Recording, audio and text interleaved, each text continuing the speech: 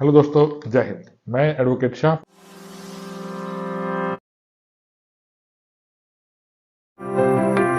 Faizal citizen judicial classes से एक बार फिर आपके सामने। आज मैं आपके साथ सुप्रीम कोर्ट का अभी का 2024 का बहुत महत्वपूर्ण निर्णय डिस्कस करूंगा। पूरे देश की जितनी हाई कोर्ट्स हैं उन सब की हाई कोर्ट्स को एक गाइडलाइन जारी करी गई है सुप्रीम कोर्ट द्वारा। क्या गाइडलाइन है उसके बारे में बताऊंगा। जो प्रोसीडिंग स्टे हो रखी हैं उनके बारे में सुप्रीम कोर्ट द्वारा क्या गाइडलाइन जारी करी गई है उसके बारे में बताऊंगा। जो कार्रवाइयां पेंडिंग है उनके बारे में सुप्रीम कोर्ट ने क्या डिसीजन दिया है, किस तरह से आपके काम आएगा, वो डिस्कस करूंगा दोस्तों। किस तरह से अपने मामले जो हाईकोर्ट में आपके लटके हुए हैं उन्हें आगे आप चला सकते हैं, उसके बारे में डिस्कस करूंगा दोस्तों। बहुत इंपॉर्टेंट वीडियो होगी, बहुत काम आएगी आपके, ध्यान से देखिएगा। मेरी वीडियो शुरू करने से पहले हमेशा की तरह आपसे अपील, मेरी वीडियो को लाइक और सब्सक्राइब कीजिएगा दोस्तों। धन्यवाद। चलिए शुरू करता हूं। देखिए, ये जो मैं आज आपसे केस डिस्कस करूंगा ये सिविल और क्रिमिनल दोनों प्रोसीडिंग पे लगेगा। पहली बात तो एग्जाम्पल समझिएगा। जब किसी व्यक्ति के विरुद्ध कोई एफआईआर होती है, एफआईआर होने के बाद मामला इन्वेस्टिगेशन किया जाता है आईयू द्वारा। इन्वेस्टिगेशन के बाद वो चार्जशीट लगाता है। चार्जशीट लगने के बाद दो अधिकार एक्यूज के पास होते हैं। अगर उसे लगता है उसके विरुद्ध किसी व्यक्ति ने झूठी एफआईआर कराई है तो उस एफआईआर को वह क्वैश भी करा सकता है। इन्वेस्टिगेशन के दौरान भी अब जो 2024 का मैंने एक पूर्व की वीडियो आप लोगों के लिए बनाई थी, Mamta Shailesh Chandra versus state of Uttarakhand and other 2024 supreme court, investigation के बाद अगर चार्जशीट लग जाती है और मामला मजिस्ट्रेट के संज्ञान में आ जाता है, तब भी वो अपनी एफआईआर को क्वैश कराने की एप्लीकेशन सेक्शन 482 सीआरपीसी में लगा सकता है। इस संदर्भ में बहुत सारे आधार मैंने आपको अपनी पूर्व की वीडियो में बताए जो आपके बहुत काम आएंगे। ध्यान से देखिएगा उस वीडियो को। ठीक दोस्तों, दूसरा आधार उसके पास होता है। देखिए, चार्जशीट लग गई है, मजिस्ट्रेट ने संज्ञान ले लिया है मैटर में।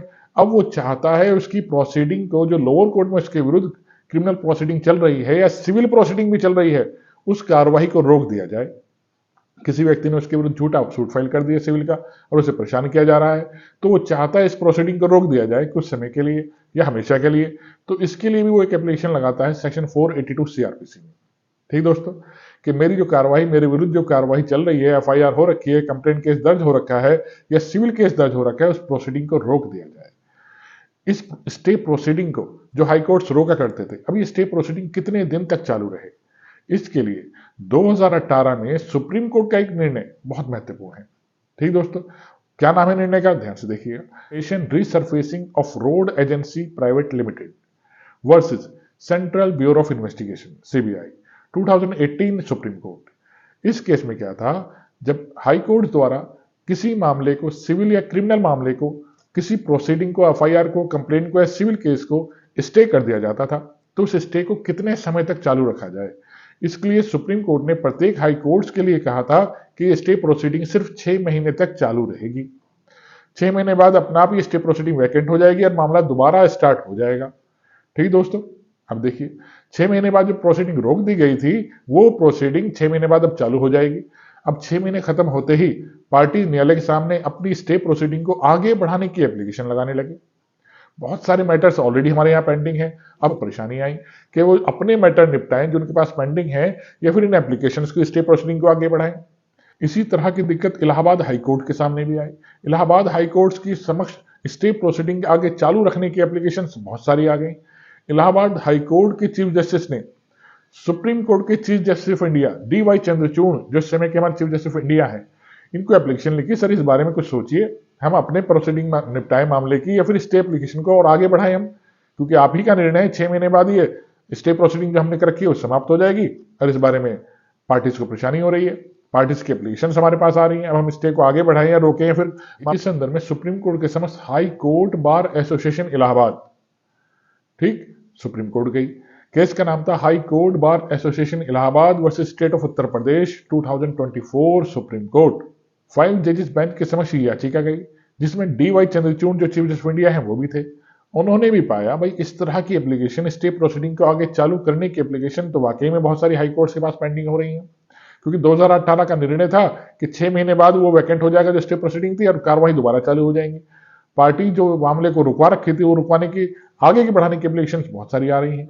सुप्रीम कोर्ट की 5 जजेस बेंच ने आर्टिकल 142 को इंटरप्रेट किया और पाया, क्या सुप्रीम कोर्ट हाई कोर्ट को ऐसी कोई गाइडलाइन जारी कर सकता है कि हाई कोर्ट ने जो निर्णय दिया है वो इतने समय के भीतर अपने आप समाप्त हो जाएगा। क्या इस तरह का निर्णय जो 2018 में सुप्रीम कोर्ट द्वारा हाई कोर्ट्स को लेकर दिया गया था, क्या वो निर्णय सही है, इसकी जांच करेगी। दूसरा पॉइंट चेक किया गया सुप्रीम कोर्ट द्वारा, क्या हाई कोर्ट अपनी लोअर कोर्ट्स को भी कोई ऐसी गाइडलाइन जारी कर सकता है क्या कि मामले को जल्दी जल्दी निपटाया जाए। इन दोनों क्वेश्चनों की जांच आर्टिकल 142 में सुप्रीम कोर्ट ने देखी और सुप्रीम कोर्ट ने पाया कि सुप्रीम कोर्ट हाई कोर्ट को इस तरह की कोई गाइडलाइन जारी नहीं कर सकता कि किसी प्रोसीडिंग को जो हाई कोर्ट ने स्टे किया है वो अपने आप वैकेंट हो जाएगी। ने पाया इस तरह का कोई आदेश नहीं पारित किया जा सकता आज के समय में। ठीक दोस्तों, तो जो स्टे प्रोसीडिंग का ऑर्डर था सुप्रीम कोर्ट द्वारा 6 महीने बाद उसे समाप्त हो जाएगी, वैकेंट हो जाएगा, वो अपना नल एंड वॉइड घोषित किया, उसे ओवररूल कर दिया। कहा गया सुप्रीम कोर्ट ऐसी कोई गाइडलाइन जारी नहीं कर सकती हाई कोर्ट्स के लिए, जो ऑर्डर हाई कोर्ट ने पारित किया है वो अपने आप वैकेंट हो जाएंगे, वो अपने आप नल एंड वॉइड हो जाएंगे। अब देखिए, कोई भी स्टे प्रोसीडिंग जो हाई कोर्ट द्वारा दी गई थी वो अपने आप समाप्त नहीं होगी, वो 6 माह बाद अपने आप समाप्त नहीं होगी जब तक हाई कोर्ट उस बारे में कोई गाइडलाइन जारी नहीं करता। ठीक दोस्तों, अब दूसरा प्रश्न जो मैंने आपसे डिस्कस किया, क्या सुप्रीम कोर्ट हाई कोर्ट को गाइडलाइन जारी कर सकता है? तो क्या हाई कोर्ट भी लोअर कोर्ट को गाइडलाइन जारी कर सकती है क्या प्रोसीडिंग को जल्दी जल्दी निपटाया जाए? इस गाइडलाइन हाई कोर्ट उसके अंडर में अदर कोर्ट्स हैं उनको गाइडलाइन जारी नहीं कर सकती।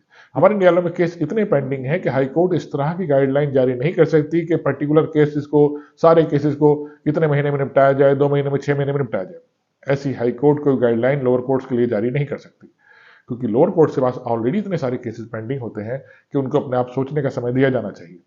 वैसे भी हमारे हाई कोर्ट्स और लोअर कोर्ट्स मिलकर काम करते हैं और जल्दी से निपटाने की कोशिश करते हैं।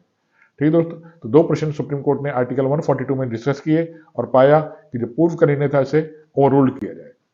ठीक दोस्तों, देखिए एक प्रश्न और उत्पन्न होता है। एशियन रिसर्फेसिंग सूट 2018 के बाद जो प्रोसीडिंग चालू कर दी गई थी, जो प्रोसीडिंग स्टे कर दी गई थी, उनके ऊपर ये निर्णय 2024 का निर्णय क्या लागू होगा? उनके ऊपर ये ओवररूल नहीं करेगा। वो निर्णय स्टे जो चालू किए गए थे वो अपने आप जब चालू रहेंगे, उनके ऊपर इसका कोई प्रभाव नहीं पड़ेगा। इस बात का ये भी सुप्रीम कोर्ट ने स्पष्ट किया, नहीं तो देखिए फिर कंफ्यूजन हो जाता। 2018 के बाद जो कार्रवाइयां चल चुकी थी उनके बाद उनके ऊपर भी ये निर्णय प्रभावित करता। ठीक है, सुप्रीम कोर्ट ने इसलिए स्पष्ट किया। अब देखिए, लोअर कोर्ट के पास जो प्रोसीडिंग सिविल की या क्रिमिनल की पेंडिंग चल रही थी वो 6 महीने भीतर अपना आप ही चालू हो जाती। ठीक, न्यायालय को समन या वारंट इशू करके पार्टीज को बुलाना पड़ता है, पार्टीज को भी दिक्कत होती। ठीक, जो प्रोसीडिंग हाई कोर्ट द्वारा रोकी गई थी वो प्रोसीडिंग अपने आप स्टार्ट हो जाया करती थी। न्यायालय समन या वारंट जारी कर दिया करते थे पार्टीज के लिए, उन सब पार्टीज को रिलीफ दिया गया है। प्लस न्यायालय को भी समय दिया गया है वो स्टे प्रोसीडिंग करने से पहले सोचे।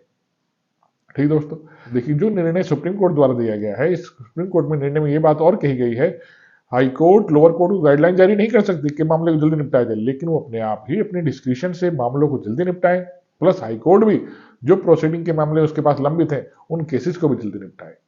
ठीक, गाइडलाइन सुप्रीम कोर्ट ने जारी नहीं करी है, गाइडलाइन हाई कोर्ट ने भी जारी नहीं कर सकता इस तरह की गाइडलाइन लोअर कोर्ट्स के लेकर, लेकिन मामले लंबित बहुत हैं, उन्हें जल्दी निपटाए जाएंगे इस तरह से। ठीक दोस्तों, आशा करता हूँ मेरी वीडियो समझ में आई होगी दोस्तों। आई है इसे लाइक और सब्सक्राइब कीजिएगा। जय हिंद दोस्तों, धन्यवाद।